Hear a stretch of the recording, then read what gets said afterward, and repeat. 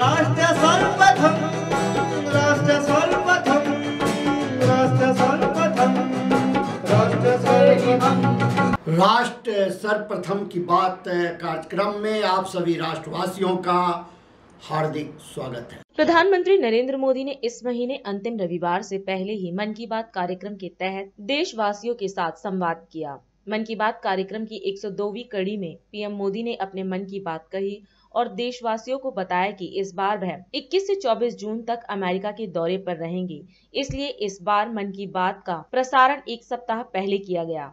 प्रधानमंत्री नरेंद्र मोदी ने चक्रवात बिपरजॉय से गुजरात के कच्छ जिले में हुई तबाही का उल्लेख करते हुए कहा कि वहां के लोगों ने जिस मजबूती के साथ उसका मुकाबला किया वह अभूतपूर्व है। मेरे प्यारे देशवासियों, नमस्कार। मन की बात में एक बार फिर आप सबका स्वागत है। ऐसे तो मन की बात हर महीने के आखिरी रविवार को होता है, लेकिन इस बार एक सप्ताह पहले ही हो रहा है। आप सब जानते ही हैं, अगले हफ्ते मैं अमेरिका में रहूंगा और वहां बहुत सारी भागदौड़ भी रहेगी और इसलिए मैंने सोचा वहां जाने से पहले आपसे बात कर लूं और इससे बढ़िया क्या होगा। लेकिन मैं जब भारत के सामान्य मानवी के प्रयास, उनकी मेहनत, उनकी इच्छा शक्ति को देखता हूं तो खुद अपने आप अभिभूत हो जाता हूं। बड़े से बड़ा लक्ष्य हो, कठिन से कठिन चुनौती हो, भारत के लोगों का सामूहिक बल, सामूहिक शक्ति हर चुनौती का हल निकाल देता है। अभी हमने 2-3 दिन पहले देखा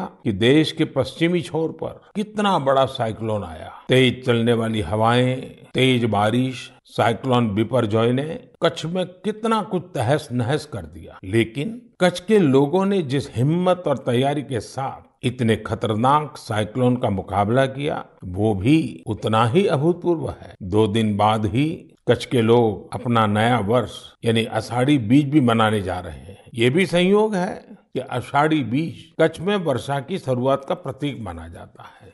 मैं इतने साल कच्छ आता जाता रहा हूँ, वहाँ के लोगों की सेवा करने का मुझे सौभाग्य भी मिला है और इसके लिए कच्छ के लोगों का हौसला और उनकी जिजीविषा के बारे में मैं अच्छी तरह जानता हूँ। 2 दशक पहले के विनाशकारी भूकंप के बाद जिस कच्छ के बारे में कहा जाता था वो कभी उठ नहीं पाएगा, आज वही जिला देश के तेजी से विकसित होते जिलों में से एक है।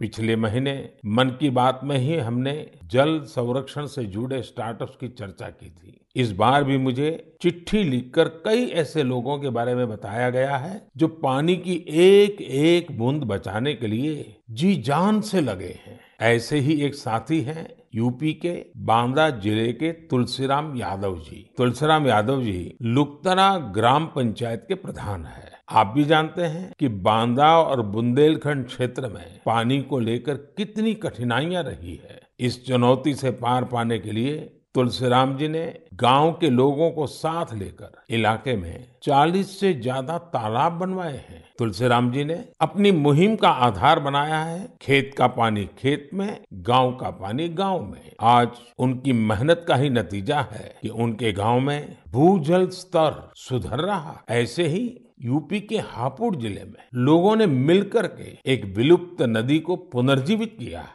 यहाँ काफी समय पहले नीम नाम की एक नदी हुआ करती थी। समय के साथ वो लुप्त हो गई, लेकिन स्थानीय स्मृतियां और जन कथाओं में उसे हमेशा याद किया जाता रहा। आखिरकार लोगों ने अपनी इस प्राकृतिक धरोहर को फिर से सजीव करने की ठानी। लोगों के सामूहिक प्रयास से अब नीम नदी फिर से जीवंत होने लगी। नदी के उद्गम स्थल को अमृत सरोवर के तौर भी विकसित किया जा रहा है। साथियों, ये नदी, नहर, सरोवर ये केवल जल स्रोत ही नहीं होते हैं, बल्कि इनसे जीवन के रंग और भावनाएं भी जुड़ी होती हैं। ऐसा ही एक दृश्य अभी कुछ ही दिन पहले महाराष्ट्र में देखने को मिला। ये इलाका ज्यादातर सूखे की चपेट में रहता है। 5 दशक के इंतजार के बाद यहाँ नीलवंडे डैम की कैनाल का काम अब पूरा हो रहा है। कुछ दिन पहले टेस्टिंग के दौरान कैनाल में पानी छोड़ा गया था। इस दौरान जो तस्वीरें आई वो वाकई भावुक करने वाली थी।